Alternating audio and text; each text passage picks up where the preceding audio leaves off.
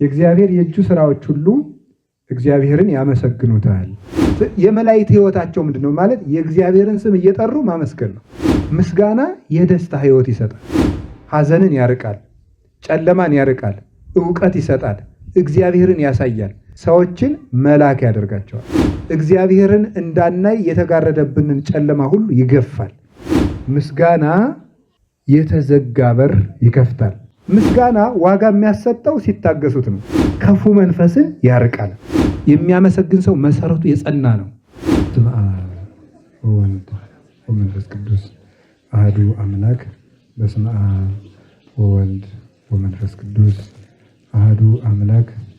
በስመ አብ ወወልድ ወመንፈስ ቅዱስ አሐዱ አምላክ።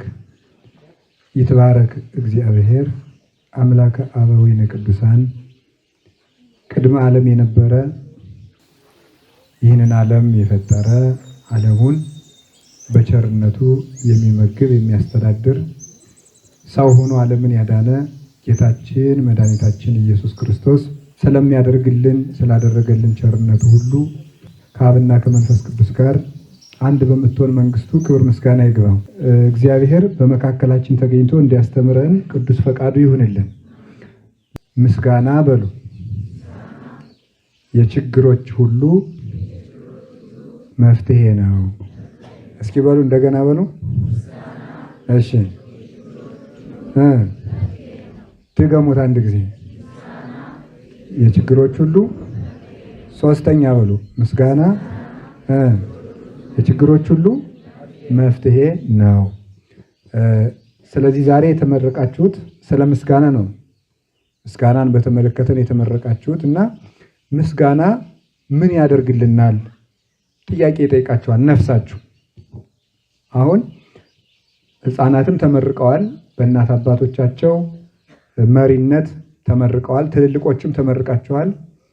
በህይወታችሁ ግን ፈተና ስትፈተኑ ምስጋና ምን ያደርግልኛል፣ በገና መደርደር ምንም ይሰራልኝ ሊላችሁ ይችላል ህሊናችሁ።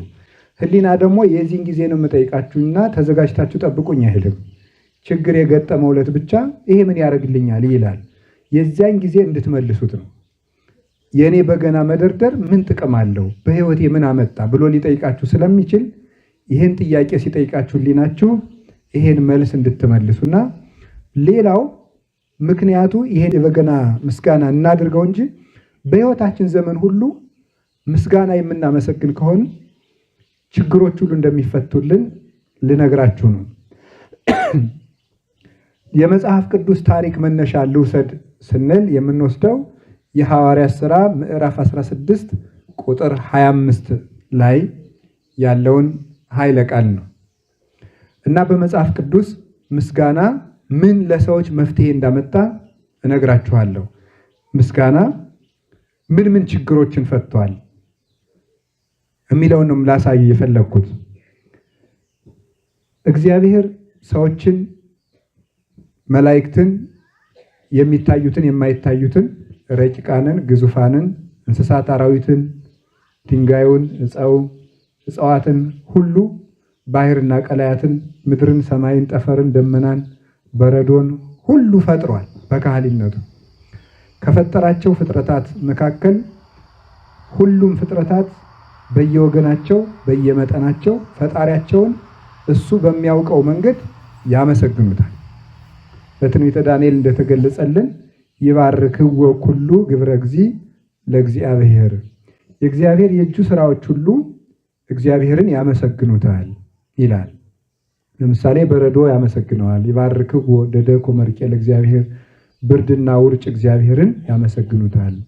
ይባርክዎ እሳት ወላሂብ ለእግዚአብሔር፣ እሳትና ሙቀት ሁሉ እግዚአብሔርን ያመሰግኑታል ተብሎ ተጽፏል። እንስሳት፣ አራዊት፣ በረዶ፣ ውርጭ ይህ ሁሉ እግዚአብሔርን ያመሰግናል። እዚህ ላይ አንድ ጥያቄ መጠየቅ እንችላለን። እንደዚሁ እነዚህ ምንድን ነው የሚያመሰግኑት ሲባል የእነዚህ ምስጋና የሚባሉ የእግዚአብሔርን ትእዛዝ መፈጸማቸው ነው እንጂ እግዚአብሔርን ቅዱስ ቅዱስ ቅዱስ እያሉ እንደኛ ቃል አውጥተው ዜማ መጥነው ድምፅ አውጥተው አያመሰግኑም። ምስጋና የተባለላቸው መታዘዛቸው ነው። በረዶ በዚህ ውረድ ሲለው ይወርዳል፣ ነፋስም እንዲህ አድርግ ሲባል ያደርጋል፣ እሳቱም እንዲህ ሲለው ወርደህ አቃጥል ሲለው ያቃጥላል፣ ቀዝቅዝ ሲለው ይቀዘቅዛል። ልክ ለሰለስቱ ደቂቅ እንደተደረገው እሳቱ ይነድ ነበር። ውርጭ ሁን ሲለው ለቅዱስ ቂርቆስ እና ለእናቱ ለኢየሉጣ እንደተደረገው ይሆናል። ስለዚህ ፍጥረታት እግዚአብሔርን አመሰገኑ የሚባለው መታዘዛቸው ነው። ለምስጋና ግን ልሳን ተሰጧቸው፣ ቋንቋ ተፈጥሮላቸው፣ አንደበት ተሰጧቸው አከናውነው የሚያመሰግኑ ግን መላእክትና ሰዎች ናቸው። ሰዎችና መላእክት ለምስጋና የተፈጠሩ ናቸው። ስለዚህ መጀመሪያ ስንፈጠር ዲያብሎስ አጋይን እኛ ከመፈጠራችን በፊት ዲያብሎስና መላእክት በተፈታተኑ ጊዜ የጠባቸው ምክንያት አመስግኑኝ አናመሰግንም ነው የነበረው። ከዚያ በኋላ ዲያብሎስ አላመሰግንም ሲል እግዚአብሔር ጸጋውን ነሳው። ለቅዱሳን ግን የብርሃን ጎርፍ አወረድላቸው። ለቅዱሳን መላእክት የብርሃን ጎርፍ እግዚአብሔር አጎረፈላቸው። ወይእቲ ብርሃን ኮነቶሙ አእምሮ፣ ይቺ ብርሃን ለመላእክት ዕውቀት ሆነቻቸው። ከዚያ በኋላ ቅዱስ ቅዱስ ቅዱስ እግዚአብሔር ጸባኦት ፍጹም ምሉ ሰማያተ ወምድረ ቅድሳተ ስብሐቲከ። በዚህ ምስጋና መላእክት ሕይወት ያገኙበታል፣ ዕውቀት ያገኙበታል፣ ደስታ ያገኙበታል፣ የማይሰለች አእምሮ ያገኙበታል፣ ዘላለማዊነትን ያገኙበታል፣ ዲያብሎስን ድል ነስተውበታል። ስለዚህ የመላእክት ሕይወት ምንድን ነው ሲባል ማመስገን ነው። ለመላእክት የዘላለም ሕይወት የሚሰጣቸው ምስጋና ነው። መላእክት እንደኛ አይቆርቡም፣ ቁርባን የላቸውም ስላልበደሉ። የመላእክት ሕይወታቸው ምንድን ነው ማለት የእግዚአብሔርን ስም እየጠሩ ማመስገን ነው። መላእክት እንዳይጠፉ የሚጠብቃቸው ምስጋና ነው። ሳጥናኤልን እንዲያሸንፉ ያደረጋቸው ምስጋና ነው። የደስታ ሕይወት ነው። የመላእክት ሕይወት የደስታ ሕይወት ነው። በመላእክት ውስጥ ጭንቀት የለም፣ ሐዘን የለም፣ ትካዜ የለም፣ ብቸኝነት የለም፣ ስቃይ የለም፣ ምኞት የለም፣ ክፉ ምኞት፣ ጸጸት የለም፣ እንደዚህ ባልሆን ኑሮ የሚል ነገር የለም። የመላእክት ሕይወት የደስታ ሕይወት ነው። ጨለማም የለም፣ የብርሃን ከተማ ነው። ያ ምንድን ነው ያደረጋቸው? ምስጋና። ምስጋና የደስታ ሕይወት ይሰጣል። ሐዘንን ያርቃል፣ ጨለማን ያርቃል፣ ዕውቀት ይሰጣል፣ እግዚአብሔርን ያሳያል። ሲያመሰግኑ እግዚአብሔር ታያቸው። የዘላለም ሕይወት ይሰጣል፣ ከጥፋት ያድናል። ስለዚህ ምስጋና አንዱ ምን ያደርጋል ስትሉ ሰዎችን መላክ ያደርጋቸዋል። ሰዎችን መላክ ያደርጋቸዋል። ከእንስሳት ሕይወት አውጥቶ ከውድቀት አውጥቶ ከዲያብሎስ ተንኮል አውጥቶ ሰዎችን መላክ ያደርጋቸዋል። ለምሳሌ ቅዱስ ዳዊት በበገና ይዘምር ነበረ። በበገና ሲዘምር ቅዱስ ዳዊት የመላእክትን ሕይወት ያዘ። አሁን የመላእክትን ምስጋና ወስደው አምጥቶ የመላእክት ምስጋና አምጥቶ ቅዱስ ዳዊት ዘመረበት። በቅዱስ ዳዊት መዝሙር መላእክት ይዘምራሉ። እስመ በመዝሙረ ዳዊት ይዘምሩ ሰማያውያን ወምድራውያን። በቅዱስ ዳዊት መዝሙር የሰማይ መላእክት የምድር ሰዎች ሁሉ ይዘምሩበታል። ስለዚህ ሰውን መላክን ሰው የሚያደርገው ምስጋና ነው። ስታመሰግኑ የመላእክት ባልንጀራ፣ የመላእክት ወንድም፣ የመላእክት እህት፣ የመላእክት ጓደኛ ነው የምትሆኑት። ምስጋና ሰውን ከማህበረ መላእክት ይጨምረዋል። ከብቸኝነት ያወጣል፣ ከሐዘን ያወጣል፣ ከድንቁርና ያወጣል። እግዚአብሔርን እንዳናይ የተጋረደብንን ጨለማ ሁሉ ይገፋል። ስለዚህ በገና ስትደረድሩ ብቸኝነታችሁ ይርቃል። የእውቀት አእምሮ ይከፈትላችኋል። የተዘጋ ልብ ትምህርት ማጥናት እምቢ የሚላችሁ ቢሆን አእምሯችሁን ይከፍትላችኋል። ብቸኝነታችሁ ይርቅና መላእክት ከእናንተ ጋር ይሆናሉ። ከመላእክት ጋር የሚያዛምድ ሕይወት ነው። እግዚአብሔርን የሚያስመስል ሕይወት ነው። ሰውን ከመላእክት ማህበር ይጨምራል። አሁን እናንተ የመላእክት ዘመዶች ናቸው። በቤተልሔም የማቴዎስ ወንጌል ምዕራፍ 2 የሉቃስ ወንጌል ምዕራፍ 2 ቁጥር 1 ጀምሮ የጌታችን ልደት እንደምታነቡት ሰዎችና መላእክትን ያስተባበራቸው ምን ይመስላችኋል? ምስጋና ነው። ሰዎችና መላእክት አንድ ላይ ሆነው ስብሐት ለእግዚአብሔር በሰማያት ወሰላም በምድር ስምረቱ ለሰብ። አምላክ ሰው ሆነ፣ ሰው አምላክ ሆነ። የሰው ፍቅር አገብሮት ሰው ቢሆን ለሰው ነፃነቱ ተሰጠው ብለው አመሰገኑ። ሰውና መላእክት በቤተልሔም ተዛምደው፣ መላእክት ስጋ የላቸውም፣ እኛ ስጋ አለን። የሚደክም ስጋ ያላቸው መላእክት ሰዎችና እረኞች ማለት ነው። የማይደክም ስጋ ያላቸው መላእክት እንዲታዩ አንድ ላይ እንዲዛመዱ ያደረጋቸው ምስጋና ነው። ሰውን ወስዶ የመላእክት ጓደኛ ያደርገዋል። በቤተልሔም መላእክት ከሰው ጋር መጥተው ወንድምህ ሆኑ ተዛመዱ።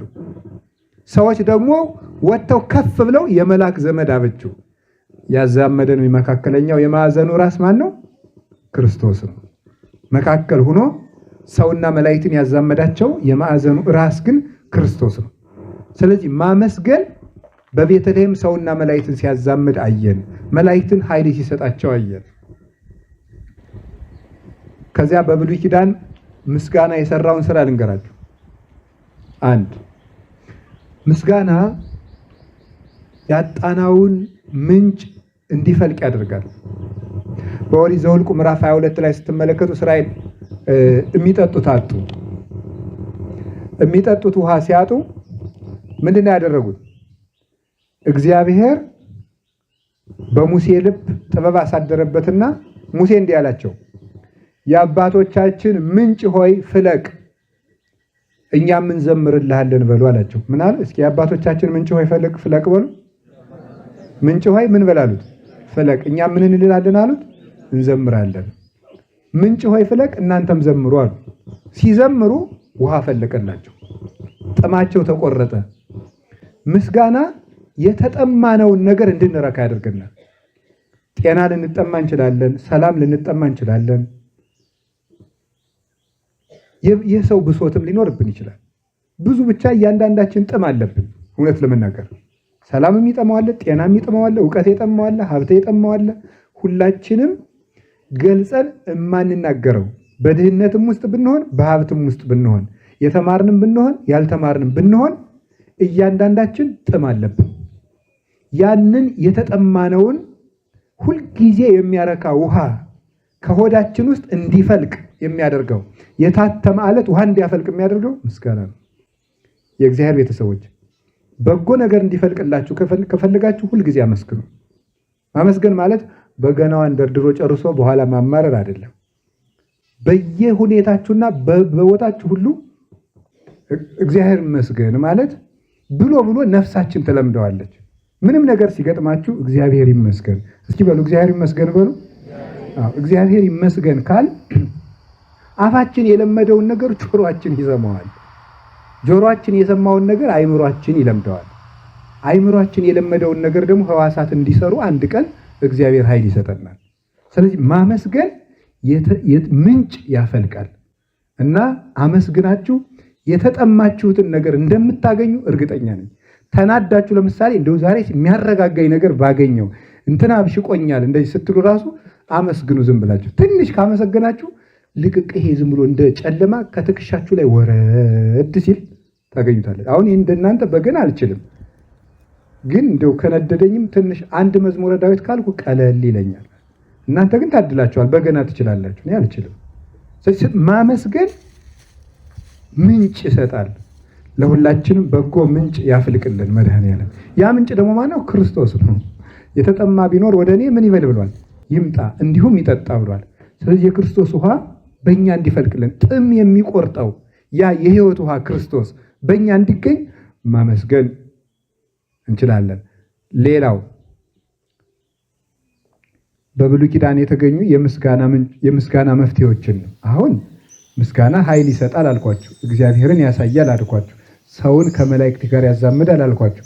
አሁን ደግሞ ምንጭ ያፈልቃል አልኳችሁ።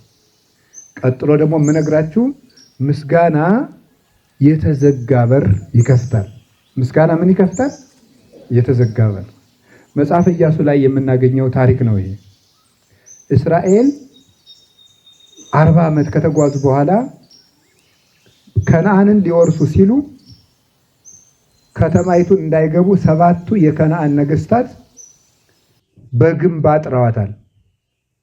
ያንን ግንብ እናፈርሳለን ብለው ሲገጥሙ መጥተው ሌሎቹ ሰዎች በጦርነት ሊጨርሷቸው ሆነ።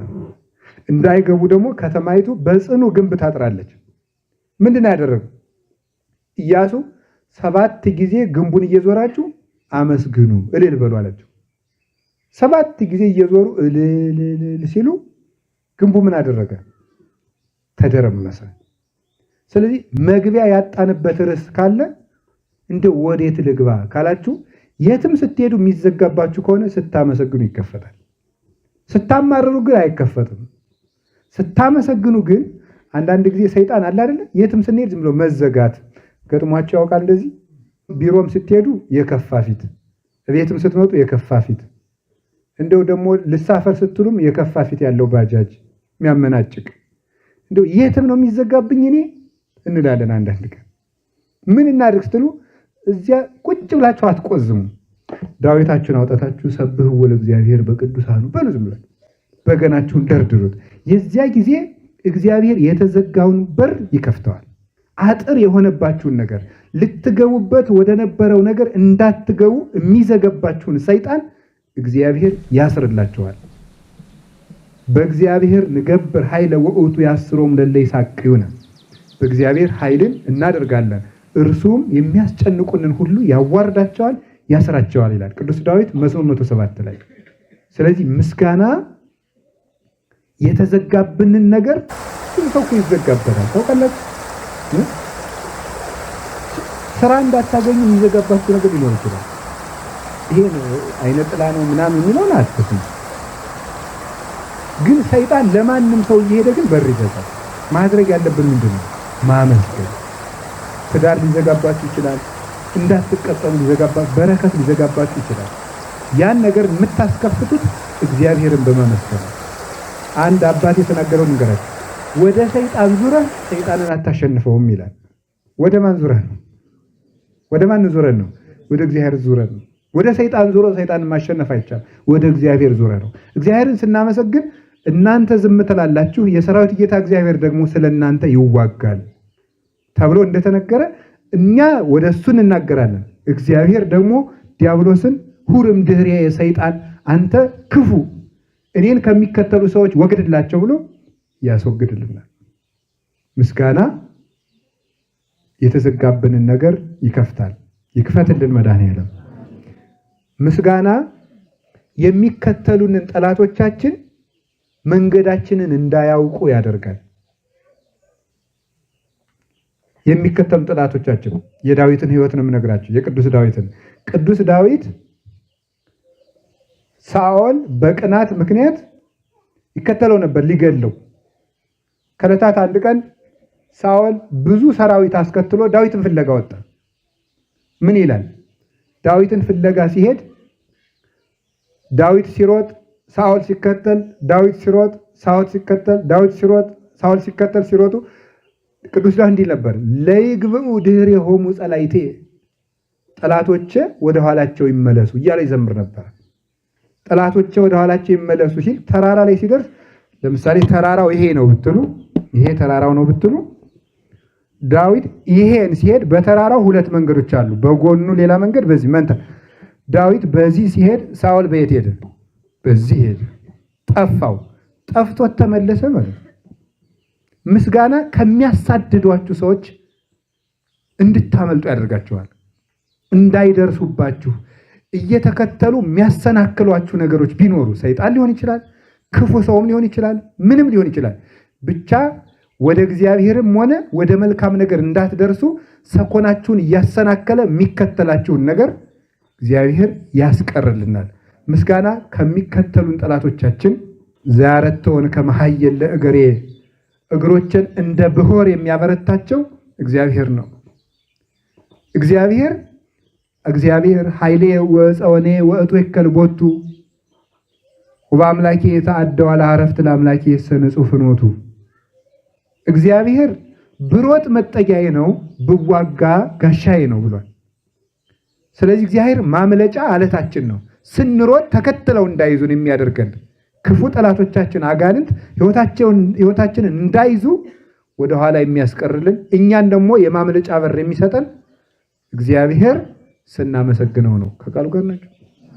ከቃሉ ጋር ናቸው። ሶስት ነገሮች ነው የሚቀሩኝ። ምስጋና ደዌን ይፈውሳል፣ እጥፍ ድርብ ሀብት ይሰጣል።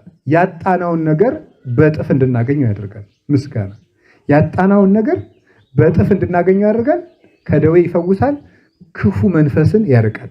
አንዳንድ ጊዜ ክፉ መንፈስ ያለ ምክንያት ተጨንቃችሁ ታውቃላችሁ? ምን እንደሆናችሁ ሳታውቁት ዝም ብሎ ብዥ ያለ ነገር ማለት ነው። በምን እንደተናደረችሁ ሳታውቁት ደርሳችሁ ታኮርፋላችሁ። ይሄ ሁላችንም ነው። እናንተ እያልኩ ተናገርኩ እንጂ ያለ ምክንያት እናኮርፋለን፣ ያለ ምክንያት ብዥ ይልብናል፣ ያለ ምክንያት ይህ ክፉ መንፈስ መጥቶ በዙሪያችን ዝም ብሎ ብን ብን ብን ብን እንደ ሽቱ እንደሚረጭ ሰው እዚህ አካባቢ እየረጨብን ነው እና የዚያን ጊዜ ያ ክፉ የእሱ መዓዛ ወደኛ ሲገባ እንጨናነቃለን። ያን መንፈስ የሚያርቀው ምስጋና ነው። ደዌንም ይፈውሳል። ከተፈወሱ ሰዎች አንዱ ኢዮብ ነው። ኢዮብ ያ ሁሉ ከብቶቹ አለቁ፣ ልጆቹ ሞቱ፣ ሰውነቱ ቆሰለ፣ ተላ ሸተተ። ባለጸጋው ኢዮብ ቤቱ ወዴት ነው እያሉ ሰዎች ይመጡበት የነበረው ቤት ስለሸተተ የገዛ ሚስቱ እንኳን የት ወጥቼ ልሄድ አለች። ኢዮብ ግን ምን አለ? እግዚአብሔር ይመስገን። የኢዮብ ትልቁ መዋጊያ ጋሻው ምን እንደሆነ ታውቃላችሁ? ምስጋና ነበር። ባለቤቱ የተዋጋችሁ ምንድን ነበር የምትለው? ባርኮ ሙት፣ እግዚአብሔርን ስደብና ሙት፣ ከዚህ በላይ ምን ያደርግሃል ነበር ያለችው። እሱ ግን እግዚአብሔር ሰጠ፣ እግዚአብሔር ነሳ አለ። አመሰገነ። ሲያመሰግን ያ ምስጋናው እግዚአብሔር በደመና እንዲያነጋግረው አደረገው። በደመና ተገልጦ እግዚአብሔር ፈወሰው፣ ዘመኑን አረዘመ፣ ደዌውንም ፈወሰው። ከዚያ በኋላ ተመልከቱ፣ እጥፍ ድርብ ሀብት ይሰጣል ብያችሁ ነበር። ያጣነው ነገር ስናማርር ያጣነው ነገር እንዲያውም ጨርሶ እንዲርቅ ነው የምናደርገው። ስናመሰግን ግን ያጣነው ነገር ተመልሶ እጥፍ ሆኖ እንዲመጣ ያደርጋል። ኢዮብ እጥፍ ልጅ ተሰጠው፣ እጥፍ ግመል፣ እጥፍ በቅሎ፣ እጥፍ ፈረስ፣ እጥፍ በግ፣ እጥፍ ፍየል፣ እጥፍ ከብት ተሰጠው። ምንድነው ይሄን ያመጣለት? ምስጋና ነው። ባጣነው ነገር ላይ አመስጋኞች ከሆን እግዚአብሔር ጨምሮ ያመጣዋል። ስታመሰግኑ ግን መቆየት ግን ያስፈልጋል። ምን ያስፈልጋል? ምስጋና ዋጋ የሚያሰጠው ሲታገሱት ነው። ዛሬ አመስግናችሁ አሁን በገና ደርድራችሁ ሰኞ ማታ በገና ደርድራችሁ ሐሙስ ማታ ጸጋ የሚንጠበጥብላችሁ አይመስላላችሁ? እንደዚያ ከሆነ ምንም አታገኙ። እስከሚመጣ ድረስ ጸንቶ ማመስገን ነው እንጂ አሁን ላመስግን በቃ እስቲ ቆይ እንዴ አባ አመስግኑና ጸጋ ታገኛላችሁ ላይ ነበር። ይኸው ዛሬ ሌሊቱን ሙሉ ስደረድር አድሬ አንድ ነገር አላገኘው ብትሉ እኔ የለውበትም ያልኳችሁ ጸንታችሁ ስታመሰግኑ። ኢዮብ 7 ዓመት ሙሉ ነው የተንገበገበ በቁስል 7 ዓመቱ ነው እያመሰገነ እየቆሰለ። ቁስሉ የማይድን መሆኑ አንድ ችግር ነው። ቆስሎ የሚበለው የሌለው መሆን ሌላ ችግር ነው። በዚያ ላይ ልጆቹ የሞቱበት ሰው መሆን ሌላ ችግር ነው። በዚያ ላይ አስታማሚ ሲጠላው ሌላ ችግር ነው። ይህን ሁሉ ታግሶ አመሰገነ። የምስጋናው ጋር እጥፍ ሰጠው፣ ደዌውንም ፈወሰው። ሁላችንም በየደዌያችን ይፈውሳል። ያጣናውን ነገር ሁሉ እግዚአብሔር ይመልስልን። ያጣናው ነገር ሌላ እንዳይመስላችሁ ጥሩ ክርስቲያንነታችን ነው። ሚጢ ለሐየው አስተፍስህኒ ያለ ለዚህ ነው አባ ጊዮርጊስ በሰዓታቱ እመቤቴ የጠፋውን ውበቴን መልሽልኝ ብሏታል። የጠፋው ውበታችን ማለት እግዚአብሔር የምንመስልበት ነው። እሱ የሚመልስልን ምንድነው? ምስጋና ነው። ክፉ መንፈስ ሲርቅ ቅዱስ ዳዊት ለሳኦል ሄዶ ምንድነው በገናውን ሲደረድርለት ክፉ መንፈስ ምን ይልለት ነበር? ይርቅለት ነበር። ይሄንን አሁን በኮርስም ተመራችሁታል አይደል? በገና ቤቱ ላይ። ስለዚህ ክፉ መንፈስን ያርቃል። ማን? ምስጋና በሉ እንጂ ማን? ምስጋና። የምስጋና ኃይል። ሌላ የመጨረሻ 2 ነው የቀረኝ። ምስጋና ነፃ ያወጣል። እስኪ በሉ ምስጋና በሉ። ምን ያደርጋል? ነፃ ያወጣል። የበገናውን ትርጉም ተመራችሁታል ብዬ ነው። በገበና ቤቱ ላይ አይደል 10 አውታሬ እንደዚህ፣ ይሄ ቀስቱ እንደዚህ፣ ይሄን ተመራችሁታል። ስለዚህ እኔ እዚህ ላይ ብነጋገር ይሻለኛል ብዬ ነው። በገናውን እንዳትጥሉት የሚያደርግ ትምህርት ማስተማሪ ነው በእኔ ቤት። ገብቷችኋል? የተመረቃችሁበትን በገና እንዳትጥሉት ምን ያህል ጋሻ እንደታጠቃችሁ እንድታውቁ ብዬ ነው። እሱን ለመናገር ነው የፈለኩት። አጠቃላይ ክርስትናችን ምስጋና እንደሆነና መፍትሄ የምናመጣው በዚህ ብዙ ሰው ይቸገራል። መፍትሄ እያጣ ነው። መፍትሄው ወደ እግዚአብሔር መዞር ነው። ነፃ ያወጣል። ይሄ የሐዋርያት ሥራ ምዕራፍ 16 ቁጥር 25 ላይ ያለ ሐሳብ ነው ማነሳላችሁ። ቅዱስ ጳውሎስና ቅዱስ ሲላስ ናቸው። ጢሮአዳ በምትባል ከተማ ደርሶ ቅዱስ ጳውሎስና ቅዱስ በርናባስ በሚያስተምሩበት ጊዜ ሲሰብክ ቅዱስ ጳውሎስ ሲሰብክ ልድያ የምትባል አንዲት ድሃ ሴት ነበረች። ሐር እየሸጠች የምትተዳደር እየፈተለች ፈታይ ማለት በሀገራችን ቋንቋ ፈታይ በመፍተል የምትተዳደር ናት። ቅዱስ ጳውሎስ ሲሰብክ እሷ አሕዛባዊት ናት። በአጥሩ ሁና እዚያ ማዶ ሁና ልቧ ተከፍቶ የቅዱስ ጳውሎስን ስብከት እንዲያሻግራ ትሰማው ነበረ። ልቧን ከፍቶላል። ከዚያ በኋላ ተመለሰችና የኔም ቤት ለእግዚአብሔር ቤት ለጸሎት ቤት ውሰዱት አለቻቸው። ብዙ ትርጉም አለው። የእሷን ቤት ለጸሎትነት ተረክበው ሊጸልዩ ወደ ጸሎት ሲሄዱ ዝቅ ብሎ ደግሞ አንዲት እየጠነቆለች የምትተዳደር አንዲት ሴት ነበረች። አያችሁ፣ ምን ጊዜም ከመልካም ነገር አጠገብ ምን ነገር አለ? ምን አለ? በእግዚአብሔር ትይዩ ማን አለ? ሰይጣን በሉ እንጂ። ሙሴ አጠገብ ማን አለ? ፈርዖን በሉ። ዳዊት አጠገብ ማን አለ? ጎልያድ በሉ። አቤት ጎልያድ አለ። ሐዋርያት አጠገብ ማን አለ? ይሁዳ አለ። ሁልጊዜም አንድ መልካም ነገር ስንጀምር መልካሙን ነገር ብቻ ማየት የለብንም። እዚያ አጠገብም ሌሎች ነገሮች አብረው እንዳሉ ጠብቀን ከተጓዝ ድንገት ሲገጥመን አንሰበርም፣ ተስፋ አንቆርጥም። አሁን ለእኔም እንደዚያው ነው፣ ለእናንተም እንደዚያው። ጳውሎስን የምትሰማው ሰው ነበረች፣ ጳውሎስን የምታሰናክለው ሰውም ነበረች። የሚሰሙንንም አሉ፣ የምንሰማውን ነገር የምንናገረውን ነገር የሚያሰናክሉም አሉ። ያቺ ሴት እየጠነቆለች ለሀብታሞች ገንዘብ ታወጣለች፣ ለባለስልጣናት። ዛሬም እኮ እንደዚያ የሚያደርጉ ሰዎች አሉ፣ የሚያስጠነቁሉ፣ በህፃናት እየለመኑ ብር የሚያካብቱ ሰዎች አሉ። ህፃናትን እየለመኑ እነሱ ብር ይሰበስባሉ። ወሬ ነው አልሰማሁም። ሀብታም ሆነው ህፃናትን ከመንገድ አንስተው መንገድ ላይ እያስለመኑ ብር የሚያጠራቅሙ ሰዎች አሉ ይባላል። ያቺ ሴት ትጠነቁላለች፣ ውሸት የሚሆን እውነት ለነሱ ትናገራለች፣ ሀብት ትሰበስባለች፣ ትርፍ ትካፈላሉ። ኋላ እነ ቅዱስ ጳውሎስ አልፈው ሲሄዱ ላይዋ ላይ ያለው ሰይጣን እነዚህ ሰዎች የልዑል እግዚአብሔር አገልጋዮች ናቸው የሚሏችሁን ስማቸው። ማነው ያለው? ሰይጣን። የሚሏችሁን ስሟቸው አለ። አንድ ጥያቄ ልጠይቃችሁ። እነ ቅዱስ ጳውሎስ የልዑል እግዚአብሔር አገልጋዮች ናቸው አይደሉም? ከዛ ቅዱስ ጳውሎስ ምን አለ? ሰይጣኑን ከዚያ ሴት ወጥቶ እንዲሄድ ገሰጸው ይላል። ለምን? እውነት እኮ ነው የተናገሩ። የሰይጣንን ስብከት መስማት አይገባም። ሰማችሁ? የሰይጣን አሁን በዚህ ዘመን እንደዚህ ያለ ነገር ነውር ነው፣ ተዋጋንን ታታስለፍልፉ እንደዚህ ስንል ሰይጣኑ ራሱ እየመሰከረ ይላል። የሰይጣን ስብከት አትስሙ ተብለን ሐዋርያት ነው ያዘዙን። ሰይጣን መቸለቱ እውነት ቢናገር እንኳን ሰይጣን ከሰበከው ለተንኮል ነው የሚሰብከው። ስለዚህ የሰይጣን ስብከት አናዳምጥም፣ የሰይጣን ምስክርነት አንሰማም። ማነው እንትን ወደተን እንደዚህ ያለ ነገር አትከተሉ። አስወጥቶ ሰደደው ቅዱስ ጳውሎስ። ጋኔኑ ሲወጣ ምን እንዳደረጉ ታውቃላችሁ? ሲወጣ የዚያች ሴትዮ ገንዘብ ያተርፉ የነበሩት ለካ ትልልቅ ባለስልጣናት ተጀርበዋል። ብዙ ጠንቋዮች፣ ብዙ ውሸታሞች፣ ብዙ አጋንንትን እናወጣለን የሚሉ ሰዎች ጀርባቸው እነማን እንዳሉ እግዚአብሔር ያውቃል። እነዚህ ሰዎች ሀገራችን ሮምን ሊበጠብጡ የመጡ ናቸው ይባላል።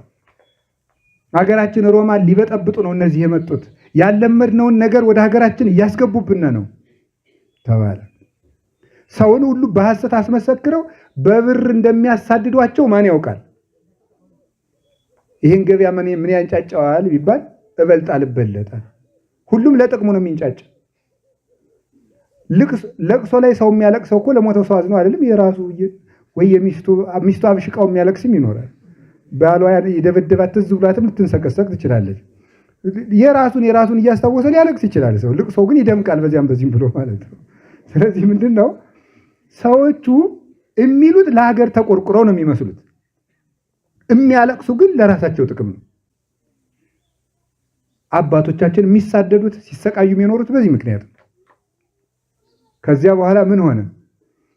እነ ቅዱስ ጳውሎስን ቅዱስ በርናባስን እኒህማ ሀገር አጥፊዎች ናቸው። ይሄ ደግሞ ጎርፍ ይሆናል አይደለም?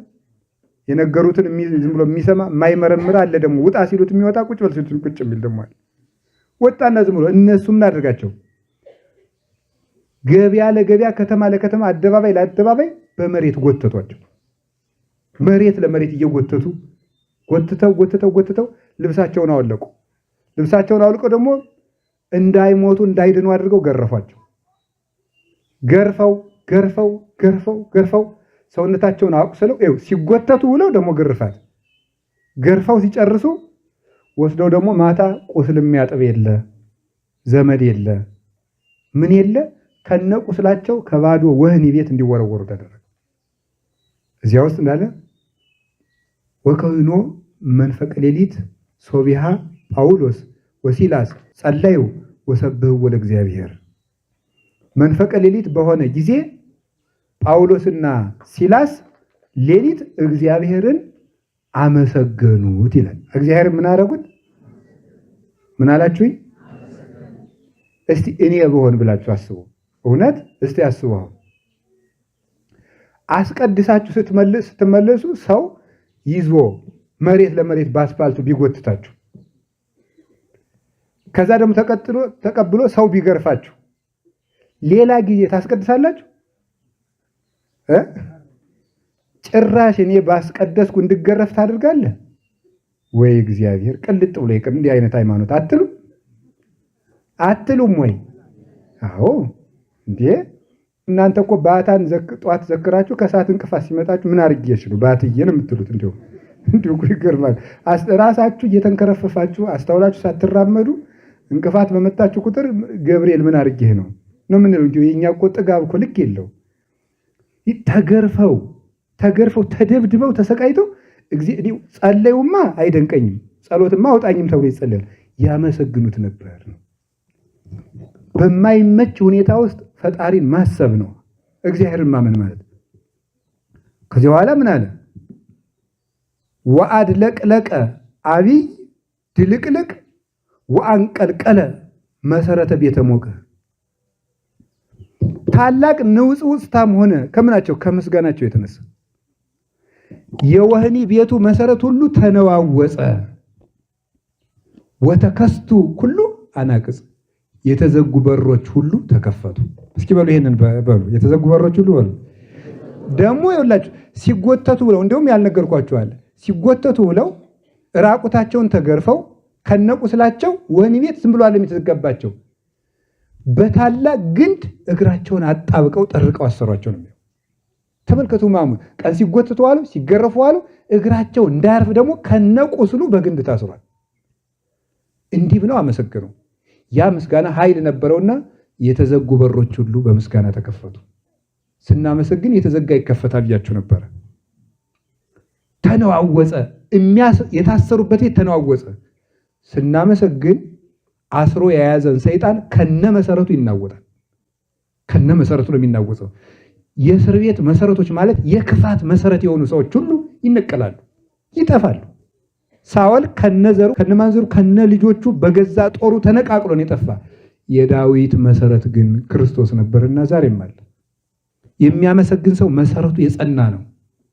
ያኛው ግን ረይክዎ ለኃጥእ ወተለዓለ ከማር ዘሊባኖስ ወሰበገብ ኃጥእ ኃጢአተኛ እንደ ሊባኖስ ዘግባ ከፍሎ አየሁት ስመለስ ግን አጣሁት ተብሏል።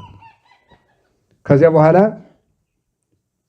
በሮቹ ሁሉ ሲከፈቱ የእስር ቤቱ ጠባቂ ደነገጠ። አምልጠው ነው ብሎ ራሴን ተሰቃይቼ ከሞት በፊት ራሴን ላጥፋል።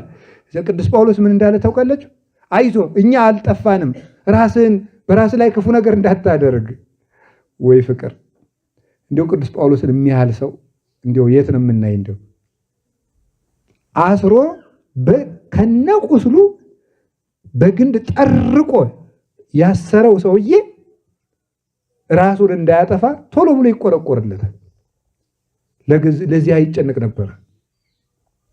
ከዚያ በኋላ ደጁ እንደተዘጋ ነው የተከፈተ።